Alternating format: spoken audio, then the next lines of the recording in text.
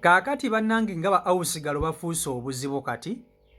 Ba awusigalo bafuukidde bakama baabwe akayinja mu ngatto. Essaawa zino oleeta omukozi waka n'omwereetera ne wejjusa lwaki wamuleeta. Awusigalo golaba oyo mu katambi enze engoye z'olaba za mukama we abadde azeetisse ng'ali mu kuzitwala ng'ali mu kuzibba bubbi azipakidde mu nsawo ye nga boosi we tamanyi.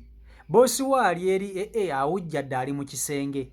Kumbe ono yaddira engoye za mukama we abadde azisomba lumu ku lumu ng'aziteeka mu nsawo ng'alinze olunaku adduke agende. Be bano ba awusigalo be babafunira. Gwagamba nti njagala mukozi n'ofuna agenti oyo n'akugamba nti nze nnina omuwala asobola okukolera. Kati ba awusigalo bano abasinga obungi bajja ne mission. Ajja n'akola ewuwo naye ng'akimanyi agenda malawo omwezi gumu. Olaba muwala kudduka ng'agenze kumbe waka alese ayinawo kyabbyewo. Oba bbye ssente nga zagenda nazo, oba bbye masimu nga gagenda nago, oba bbye engoye zatwala. Ebiseera ebisinga ba awusigalo bano babeera n'eddiiru ne bano ba agenti baabwe.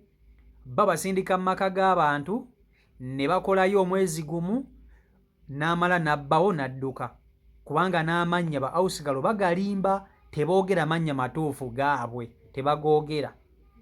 Kati ono boosi wa musanze apakidde engoye ebiteeteeyi ebirungi, simanya nnika, simanya bulawuzi, simanya sikaati, nga awusigalo zonna zonna azipakidde mu nsawo ng'agipakidde bw'ati agigize ng'oyinza okugamba agenda kukola botiiki. Oyinza okugamba agenda kukola botiiki. Awusigalo ono abadde atera okubeera ku ssimu. Ng'abeera ku ssimu buli kaseera abeera ku ssimu n'abasajja abamu ndowooza nga bamugamba kati yessaawa oyo omubba ekyomubba omale ova ewaawo ogende. Era kino mbakubiriza nnyo abakyala abali eyo, kirungi okuleeta awusigalo akuyambeko ewaka, naye muyige okwekolera ku mirimu gyammwe. Muyige okwekolera ku mirimu gyammwe, otherwise mukyakaaba nnyo ne ba awusigalo. Bakyabalumya nnyo omutwe. Muyige okwekolera emirimu gyammwe, muyige okwebererawo mu maka gammwe. Oba okitegera ekintu ekyo, gwe sooka olabe engoye za mukama we z'abadde atwala. Kati oba abadde agenda zikozesa ki? Oyinza okwesanga ng'abadde agenda kuzitunda, kubanga engoye zino ebazibba ne bazitwala munange bazitunda. Diiru ebeera wakati wa awusigalo ne agenti we yamufunira omulimu wano.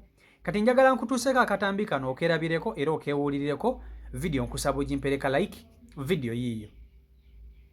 Kaakati wano we twogerera, abazadde mwenna mumpulirize, abalina abakozi ewaka nga mulina abaami abaababawa.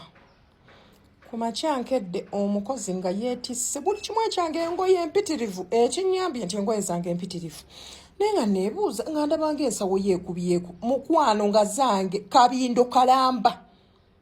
Kaakati nga waliwo omwami amukubira essimu, kati ndowooza babaleeta omwezi ogulala bwe guggwako ne bamukubira ne bamugamba awo kati omazeewo mission, oba bbawo kino, oba bbawo masimu, bbawo biki, bbawo ssente, oba oli awo nga bakkubira. Waliwo omukozi ajja nga bamutegula. Abantu abawa abantu abakozi temubakkiriza kubba. Omuwala muto bamubbisizza ebintu bingi, kyokka waliwo omusajja omukulu akuliridde mu myaka, ndowooza yabaseetinga bannange.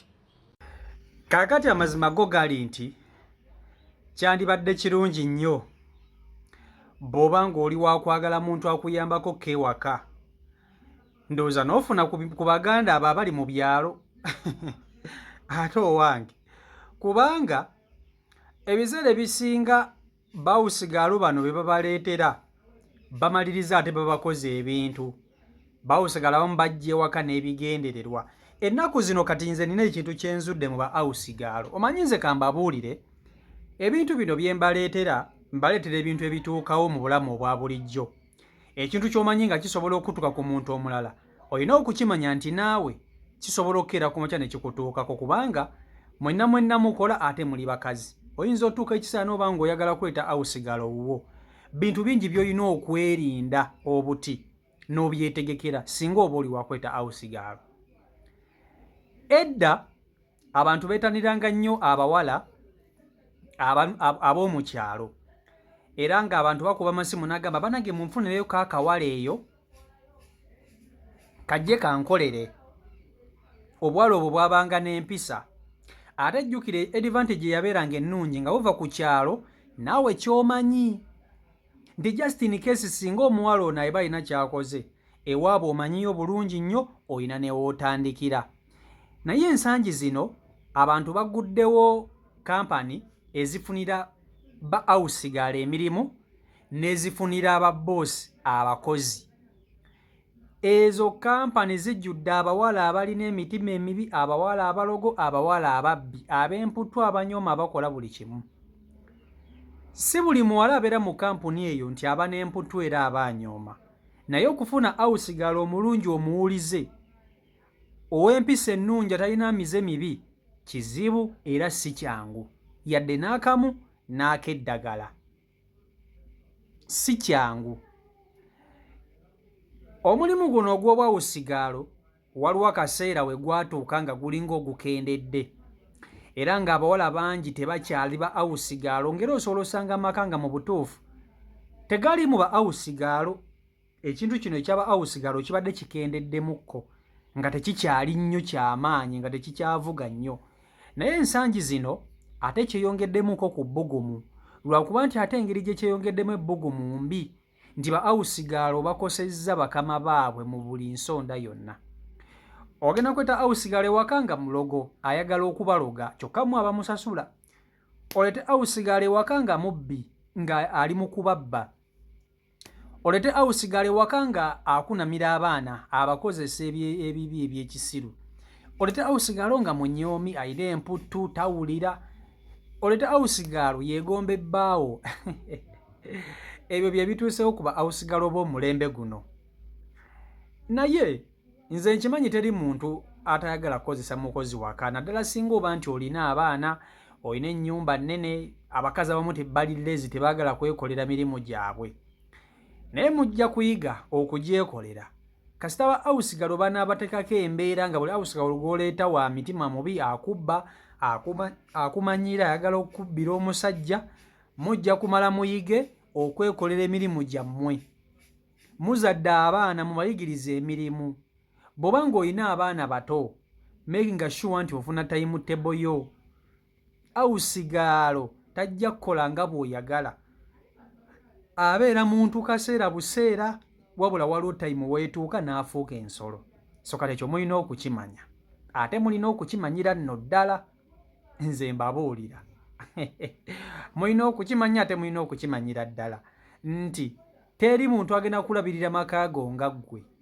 Ba awusigaalo abasinga bagenda okujja mu maka gammwe nga banoonya waakubeera, banoonya byakutwala, balina missoni zaabwe abamu. Okitegera ekintu ekyo? Kati njagala otunuulire awusigaalo ono. Baamuleeta okukola wano agenti, ate nno ba agenti bano babawa ssente empitirivu mitwalo 15, mitwalo 20 okuwa omukozi.